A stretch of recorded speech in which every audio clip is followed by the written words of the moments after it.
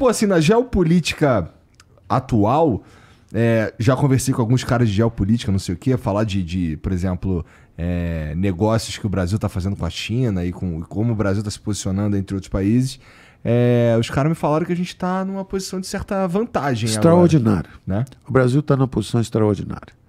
O que acontece é o seguinte, com essa crise na geopolítica, o mundo estava todo encaixadinho. Uhum.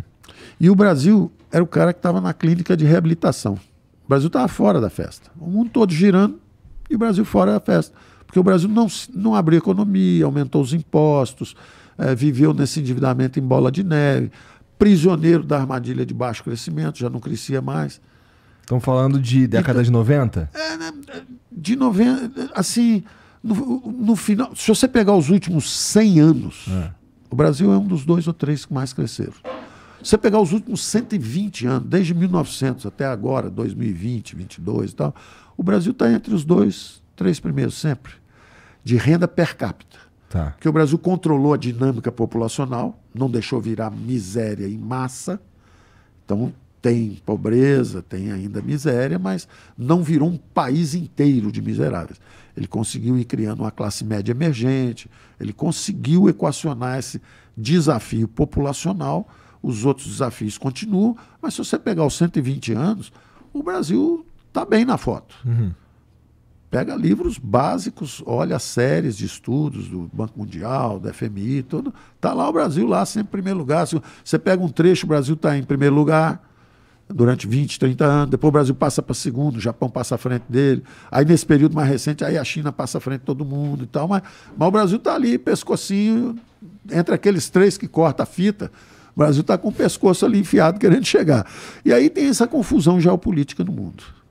O Covid foi só, digamos assim, de volta para o futuro. O Covid deu um flash rápido, dizendo, olha, tem uma economia digital aí, que quando tem uma situação de tensão, ruptura nas cadeias produtivas, etc., olha só a confusão que pode dar. Então o Covid foi um alerta, porque de repente pararam de chegar os semicondutores aqui, aí atrapalha a indústria de telecomunicações, a indústria de segurança, cybersecurity, os automóveis, começa a travar tudo. Então o Covid foi um susto, deu um susto. Desconfigurou um pouco as cadeias produtivas. Aí veio a guerra da Ucrânia, já, digamos assim, agudizou o conflito comercial China e Estados Unidos. E o mundo nunca mais será o mesmo. Nunca mais será o mesmo. Rompeu. Mesmo que a gente interrompa a escalada da guerra, porque está havendo uma escalada, está seguindo a guerra. Nós estamos aqui conversando, mas tem gente morrendo agora. E tem míssil para um lado, drone para o outro, o pau está comendo. Mesmo que essa escalada seja interrompida e venha uma certa, digamos assim, uma certa calma, e isso não vire um conflito aberto, o mundo não será o mesmo, porque a palavra fundamental nas sociedades humanas é confiança. Confiança.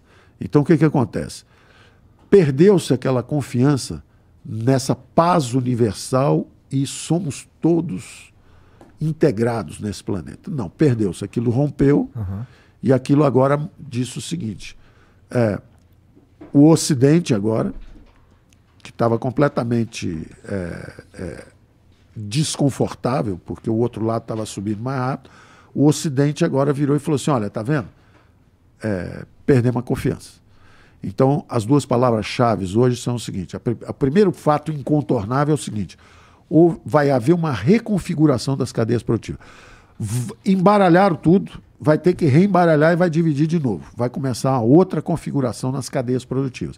Não interessa ao Ocidente ter 75% dos semimanufaturados vindo de Taiwan.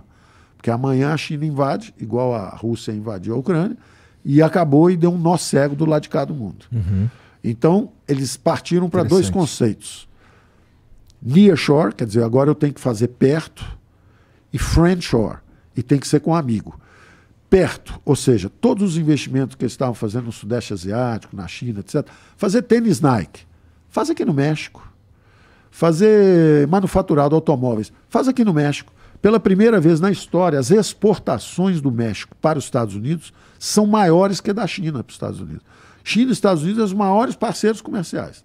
Pois bem, as exportações do México são maiores que as da China. Os americanos estão evitando importar da China e estão importando mais no México, investindo mais no México e investindo menos na China.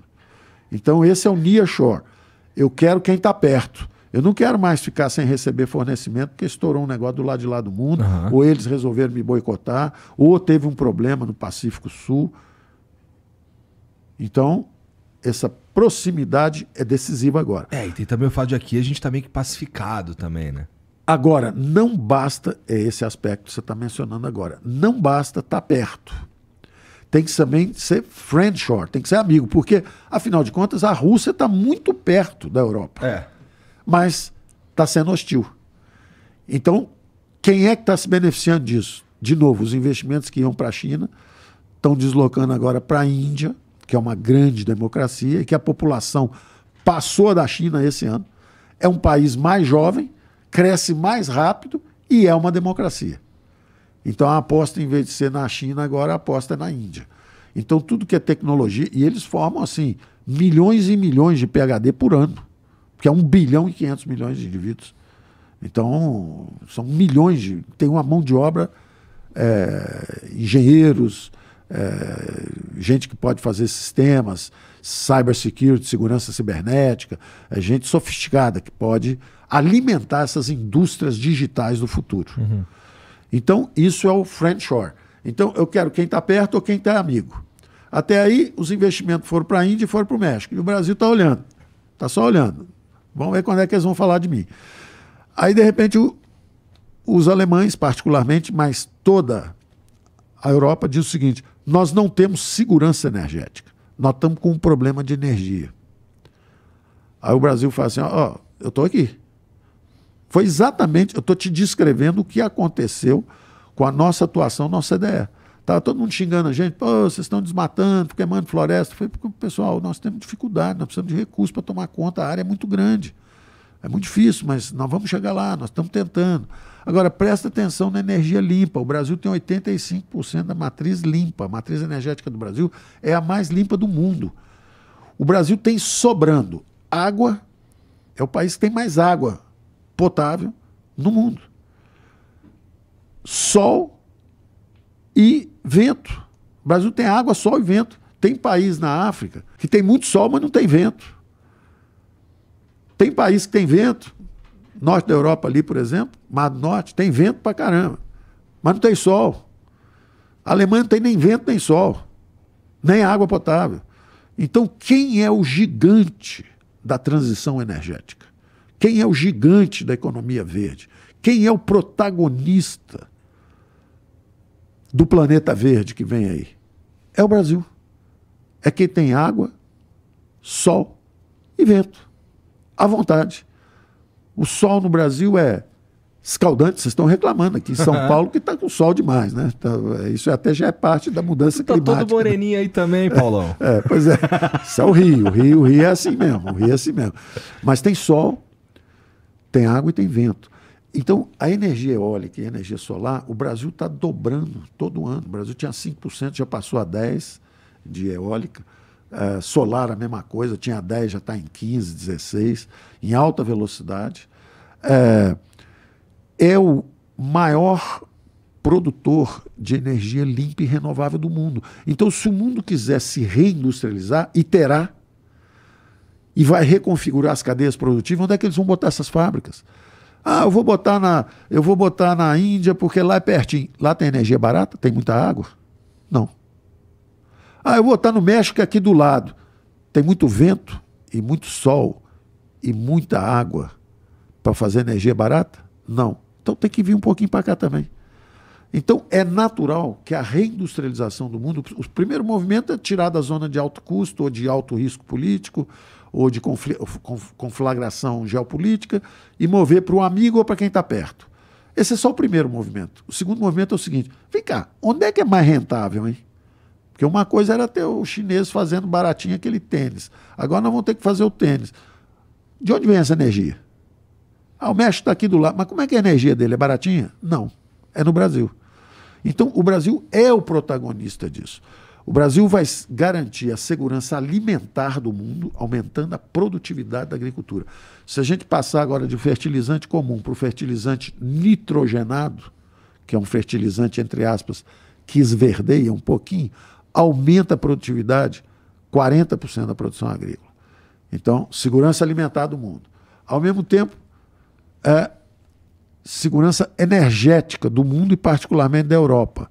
É o país que produz energia barata, já hoje, com eólica e solar e renovável, e além disso, a energia do futuro, que é a amônia verde, hidrogênio verde, toda essa energia do futuro, alguém vai ter que produzir com alguma energia limpa e barata. Somos nós.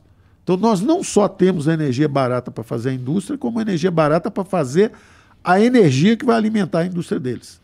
Então tudo isso, eu não estou conversando, isso já está acontecendo. Já está acontecendo. Eu saí do governo, fiz uma ponte com a Alemanha para buscar tecnologia alemã, conversando também com árabes que querem fazer essa transição energética.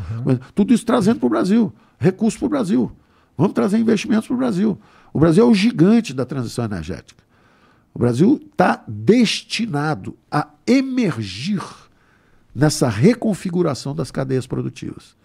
Então, da mesma forma que quando teve a Guerra Franco-Prussiana, etc. e tal, na verdade, quem estava surgindo era a Alemanha, e juntou todo mundo. Isso já acontece historicamente. Nós temos que evitar a guerra, mas é sempre assim. A França era o maior império, a França era o maior reino, né? No final ali da Idade Média, depois começaram as configurações. Na verdade, a França começou a se tornar um Estado nacional antes dos outros, no final da Idade Média, e virou o Reino da França, virou o primeiro país a se consolidar ali, e naturalmente, quando teve a Revolução Francesa, aquilo ali espalhou e viraram as guerras napoleônicas. Juntou o mundo todo para dar uma travadinha na França, porque ela estava exagerando um pouco a dose. Depois a Alemanha começou a emergir, teve a Guerra Franco-Prússia, os alemães bateram nos franceses, e aí juntou o mundo inteiro para frear os alemães. Levou 2 guerras para dar uma freada neles. Então, toda vez que emerge uma grande potência, tem uma disputa geopolítica por espaço. Agora, nós sempre sonhamos, desde o Kant lá atrás, ele dizendo a paz universal, a paz universal. Toda vez que acalmava, eles falavam, agora vai haver a paz universal, que foi quando teve o fim da Guerra Fria. Quando acabou a Guerra Fria, a União Soviética desmanchou, todo mundo agora vai globalizar, vai integrar todo mundo, seremos uma espécie só, finalmente. Vamos cuidar de quem ficou para trás, etc. Vai haver a fraternidade, o abraço de todos nós. Bom, quando está quase acontecendo isso, começa a disputa de novo de um país emergente forte. O maior trader global hoje é a China. Você perguntar assim, quem comercializa mais com todo mundo é a China. Interessa a China uma guerra? Não. Quem mais perde com uma guerra é a China. O que acontece quando tem uma guerra? Na mesma hora, são expropriados os bens. Começou uma guerra, tá bom, então passa a usina, passa tudo que eles têm aqui, prende, tira, acabou. E eles são hoje quem mais investe no mundo inteiro e quem mais comercializa com o mundo inteiro. Não interessa aos chineses uma guerra. O interessa o mundo de comércio, de livre comércio. Então eles hoje estão com um dilema entre a sociedade politicamente fechada, ou seja, eu vou ficar do lado russo, ou o comércio global. Porque hoje ele é um bifronte. Ele tem um lado que é, eu gosto de comercializar, eu gosto de estar integrado, isso traz a riqueza para o meu povo, mas do outro lado, pô, eu prefiro não ter muito negócio de política aqui, muita gente reclamando, muita bomba, e eu falava sempre isso, o Brasil é uma democracia barulhenta, faz esse barulho todo. Mas eu prefiro esse barulho do que o silêncio de um regime politicamente fechado. Uhum. Né? Então hoje esse é o problema, que tem um risco para o mundo inteiro, tem um fato incontornável, que é a reconfiguração das cadeias produtivas, mas é uma oportunidade extraordinária para o Zé Limpinho. O cara que todo mundo xingava, que está queimando floresta, que destrói tudo, que está matando índio, que não sei o quê, que na verdade é quem menos matou, quem menos desflorestou, é a floresta que sobrou no mundo. Somos nós. Tem um pouquinho ali na África, que não desertificou ainda. Tem a Indonésia e tem a Índia. Só que a Índia não tem água. O chinês, por exemplo, quando ele importa soja, o que ele está fazendo é salvar a água dele para uso industrial, para uso de saneamento, para uso de saúde. Porque se ele usar aquilo ali, ele fica sem recurso.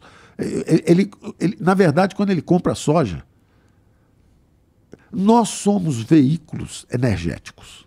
Quando você almoçou hoje, você jogou um pouquinho de energia para dentro, você vai queimar, quando chegar de noite você vai dar uma descansada, no dia seguinte você repõe. Tudo é assim. Quando o chinês traz a soja, o que ele está fazendo é consumindo a energia que está no vento, no sol e na água brasileira. Ele fala assim, eu vou economizar energia, vou buscar a energia deles lá. Aí ele busca a soja. Se der certo, ele ainda vende o óleo de soja para a gente. E é aí que nós estamos bobeando. Que nós temos a soja, nós temos que fazer o óleo de soja aqui mesmo. Nós temos o aço, a mineração, nós temos o minério de ferro, nós temos que fazer o aço aqui mesmo. Hoje o aço vai, o minério de ferro vai para a China, vira aço lá e volta 40% mais barato do que se fizer aqui. Por quê? Impostos. Tudo que é imposto.